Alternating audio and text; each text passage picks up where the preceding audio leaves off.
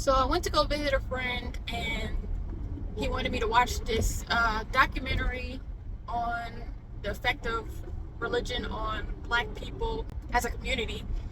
And it was kind of like what the hell for religion, because it was a lot of confirmation bias. And I don't personally have any trouble with people making different points. I personally stopped attending church because of the ego of my last pastor, particularly when I wanted to run the prison ministry, but through a conglomerate of churches that were doing it, and he wanted to start his own, and I'm like, I'm not signing up for that. If that's how you want to do it, like, if I could work in community with other people, yeah, but if you want to get all the glory and start your own, then I'm good.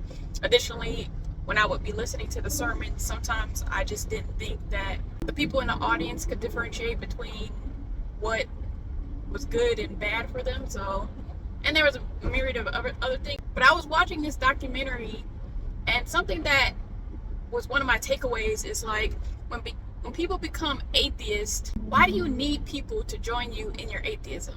I understand the analysis of the Black church, what they are or not doing, what they need to be doing. But like, for the granny that goes to church and is back in the fellowship hall making chicken, mac and cheese, and greens for after service, why do you need her to be atheist? For the person who was in prison and the only way they can make it through day by day is maybe reading the Bible, reading the Quran, like, why do you need them to be atheists? I get the analysis of a creflo dollar, prosperity gospel, Hillsong, all that stuff. But for the people day by day that ain't doing nothing to nobody, why do you need them to be atheists? I think the biggest thing that it brings up for me is it feels so colonizer. Like, you need for people to think like you and to do what you do. And I did see the YouTube Jubilee, Black atheists versus Black Christians. The guy did mention how maybe his grandmother, maybe gave too much money to the church, and, in exchange for the church getting the money, his grandmother is in dire straits.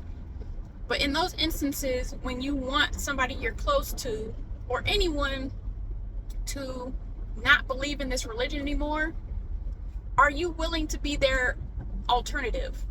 Because you do understand that there are other reasons people go to a church other than God. This isn't how my family did it, but if it's a situation where my maternal grandmother had 14 children, hundreds of cousins, multiple great-grands, all that type of stuff, but what if she was still lonely?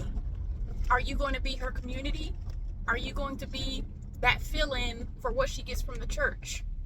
Are you, when somebody was strung out on drugs and they used God to get out of it, are you willing to be their sponsor? Like, are you willing to be the alternative to what they are actually getting from the church to appease you?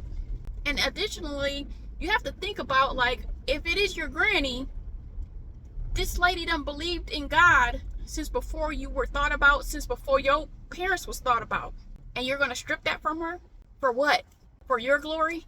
Like, make it make sense. Like, I remember one of my old friends, went to seminary, and a lot of people actually stopped becoming pastors because of the truth that they learned in seminary. And so he learned this truth and wanted to share it with his congregation, and a mother of the church, older member of the church, took him aside and was like, you can't do it all at once. And you have to understand that you have the privilege to analyze all of this.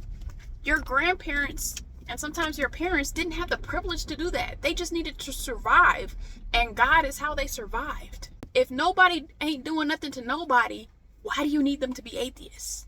Why? Like,